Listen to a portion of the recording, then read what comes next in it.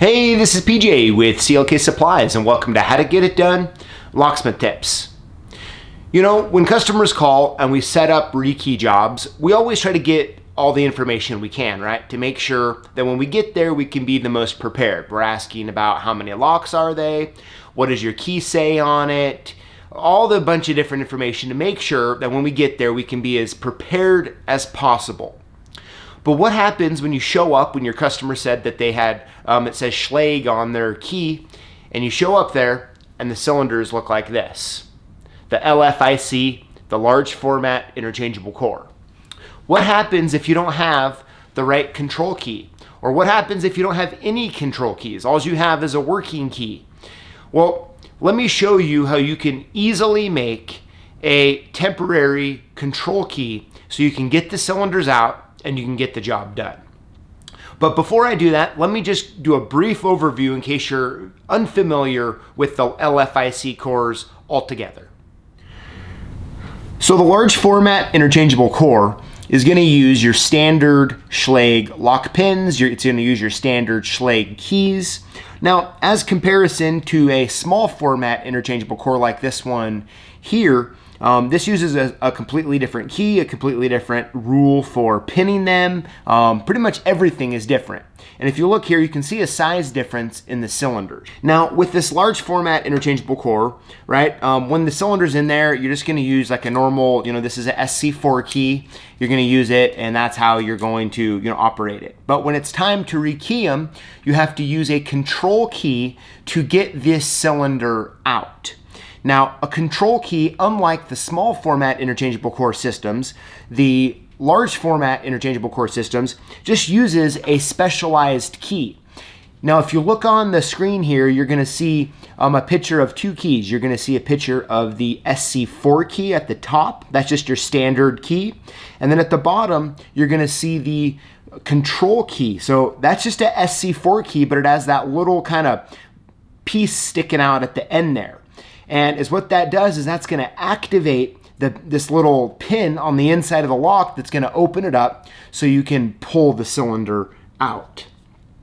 Now, let me go ahead here and I'll pull with the control key this cylinder out so you can see what it looks like here.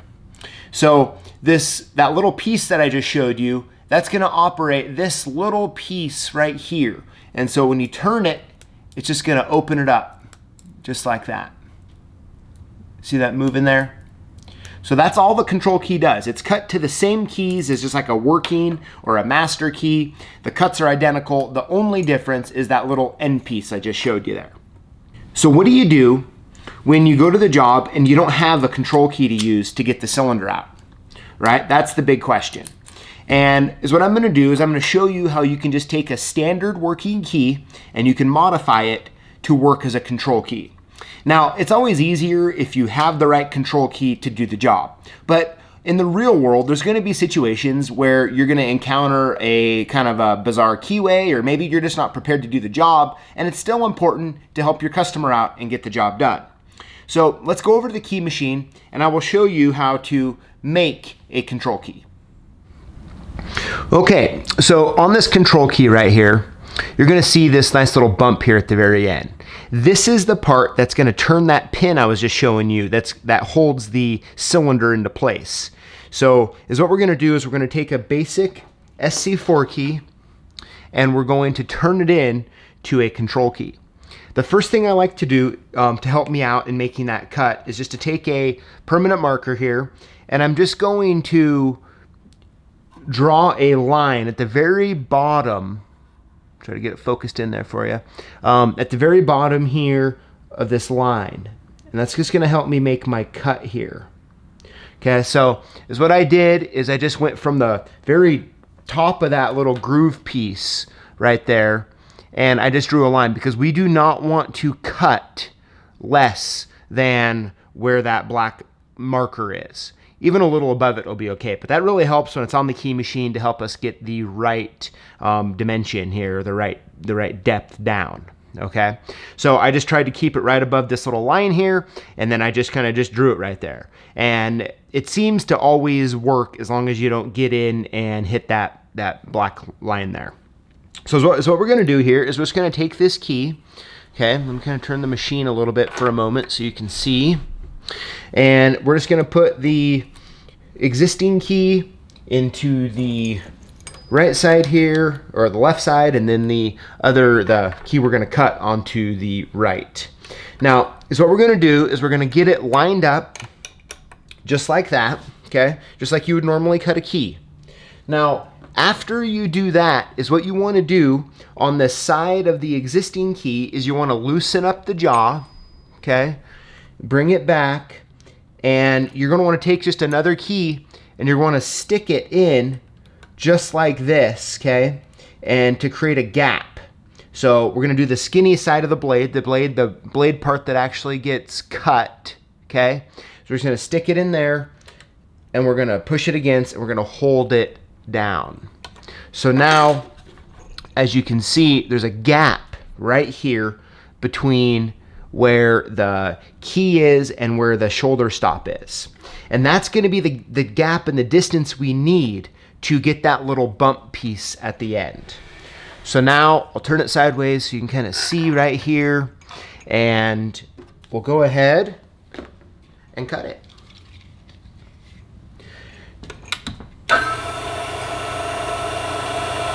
Now, since we moved that shoulder back, it's gonna really start, we're essentially making a new shoulder. So we're bringing it down like that, and then we're just gonna start cutting the key.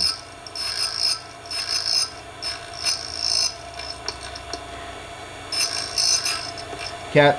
Now, once we're done cutting the key and we get to the end of this key here, and you'll be able to see right here where the black marker is, I'm just gonna follow the end of the key down, just the normal pattern, but I'm gonna be watching on the side, and I'm gonna make sure I stop before I hit that black line there, okay? So I'm gonna bring it down here, I'm watching it, and I'm gonna go right there, and then I'm gonna stop right before it, just like that. Okay, let me show you here. So as you can see, the shoulder's gonna be cut back a little bit, and then right here at the end, you're now gonna really start to see that little bump that I just made there. Now we gotta flip the key upside down, and we have to extend out the bottom shoulder. So we're gonna do the same thing. I'm gonna flip the keys upside down, move it here. I'm gonna get the shoulder stop put up. I'm gonna get them aligned, just like that. I'm gonna take another blank key on the thin blade side that gets cut. I'm gonna loosen up the existing key. I'm gonna slide it in there just like that. We'll tighten it down, pull this out. That way there's that nice little gap again right there, so that way we'll be equal on both sides. And we'll cut. So we're just gonna go nice and slow on this back side to get that down there, just like that, on the bottom of the key. All right, so what we have done now is what we did is we brought these shoulders back just a little bit so we can create that little bump at the end, that little cut, so it's gonna grab that, that little pin and pull it in so we can get the cylinder in and out. Now, before I put it in the lock here, let me just buff it right here.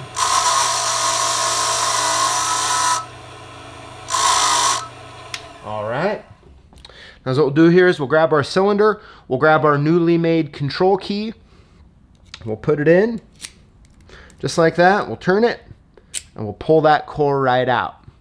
So as you can see, by making this key and just by making that little bump at the very end right here, okay, right here, that's just enough to put the key in, and when you turn it, pull that little pin in just like that, and that's what's allowing the cylinder to go in and out. So that's how you can make a control key for LFIC Schlage locks on the fly. Thank you for watching. Hopefully this was helpful, and we'll see you next time.